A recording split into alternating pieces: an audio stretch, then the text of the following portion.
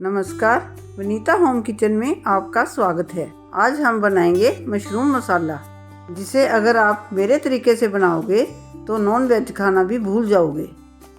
Video शुरू करने से पहले अगर आप मेरे चैनल पर पहली बार आए हैं तो मेरे चैनल को सब्सक्राइब करें और बेल आइकन प्रेस करें ताकि मेरी आने वाली वीडियो की नोटिफिकेशन आपको सबसे पहले मिले।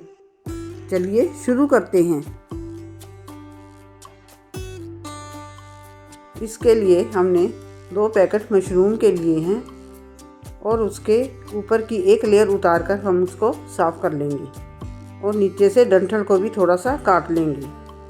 चाहे मशरूम जितनी मर्जी साफ़ लें, पर उस पर थोड़े बहुत डस्ट पार्टिकल्स तो होते ही हैं, इसलिए उसकी एक लेयर उतार कर अच्छे से साफ़ कर लेंगे। ये देखिए, ये बड़ी आसानी से उतर जाती हैं। इसके डंठल को भी इतना सा ही काटना है ताकि इसका हार्ड पार्ट निकल जाए, क्योंकि वो जल्दी से गलता नहीं है। ये देखिए, हमने सारी मशरूम को अच्छे से छीलकर साफ़ कर लिया है। अब हम इनको गर्म पानी से अच्छे से धो लेंगे। गर्म पानी से धोने से ये अच्छे से साफ़ हो जाती हैं।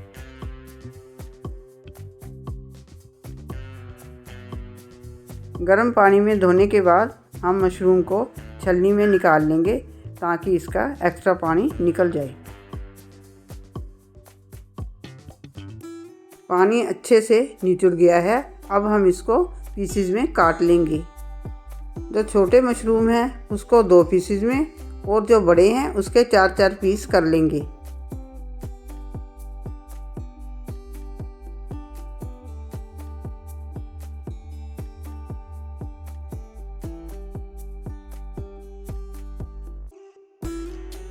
देखिए, हमने सारे मशरूम पीसेस में काट लिए हैं।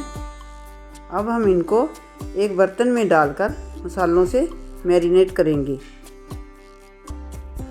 मैरिनेशन के लिए हम आधा चम्मच गरम मसाला, आधा चम्मच मिर्च पाउडर और 1/4 चम्मच हल्दी पाउडर डालेंगे।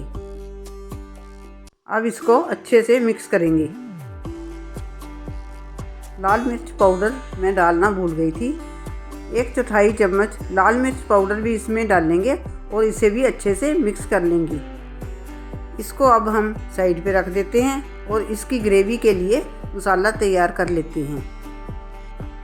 कुकर में 5 चम्मच हम ऑयल डालेंगे और उसको भी अच्छे से गर्म करेंगे। ऑयल गर्म होने पर 1 तेज़पत्ता, 1 मोटी इलायची, 4 लौंग, 1 दालचीनी का टुकड़ा और 1 चम्मच साबुत जीरा डालेंगे। खड़े मसाले तड़कने के बाद 2 बड़े प्याज लंबे कटे हुए डालेंगे। जब तक प्याज ट्रांसपेरेंट ना हो जाए तब तक हम इसको भूनेंगे। फ्लेम को लो मीडियम पर रखेंगे और साथ साथ इसको चलाते रहें। प्याज अच्छे से भुन गए हैं। अब हम इसमें 1 चम्मच अदरक लहसुन का पेस्ट डालेंगे और इसे भी अच्छी तरह भूनेंगे जब तक कि इसका कच्चापन ना निकल जाए। देखिए, लहसुन अदरक का पेस्ट भी अच्छे से भुन गया है। अब हम इसमें 3 मीडियम साइज कटे हुए टमाटर डालेंगे और इसे भी अच्छी तरह से भूनेंगे जब तक कि ये गल ना जाए। टमाटर अच्छे से गल गए हैं।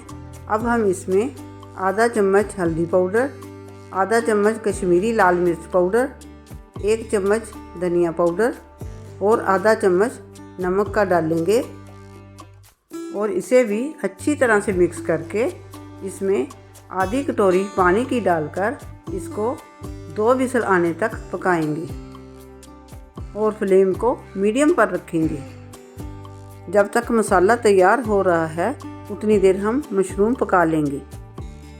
पैन में 2 चम्मच ऑयल डालकर उसमें मशरूम डालेंगे और उसको लो मीडियम फ्लेम पर 5 मिनट तक चलाते हुए पकाएंगे। इसको उलट पलट करते हुए पकाएंगे ताकि मसालों का कच्चापन निकल जाए और मशरूम अच्छे से पक जाए। देखिए, मशरूम अच्छे से पक गई है और कुकर में भी 2 विसल आ गई है। अब हम कुकर का ढक्कन खोलकर मसाले को अच्छी तरह से मैश कर लेते हैं। फ्लेम को मीडियम पर रखेंगे और इसको अच्छी तरह से मैश करते हुए पकाएंगे। इसको साथ साथ चलाते रहेंगे, नहीं तो मसाला तले पे लग जाएगा। देखिए मसाला अच्छे से मैश हो गया है और इसने ऑयल भी छोड़ दिया है। इसका मतलब हमारा मसाला तैयार है। अब हम इसमें मशरूम डाल लेंगे और इसे 2 मिनट तक पकाएंगे। फिर इसमें 1 कटोरी पानी की डालकर ढक्कन लगाकर 2 विसल आने तक पकाएंगे।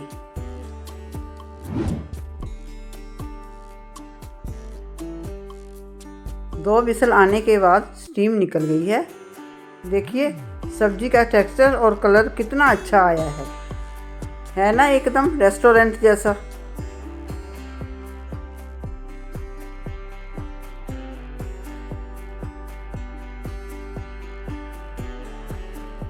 अब हम इसमें 1 चम्मच गरम मसाला पाउडर और हरा धनिया डालेंगे।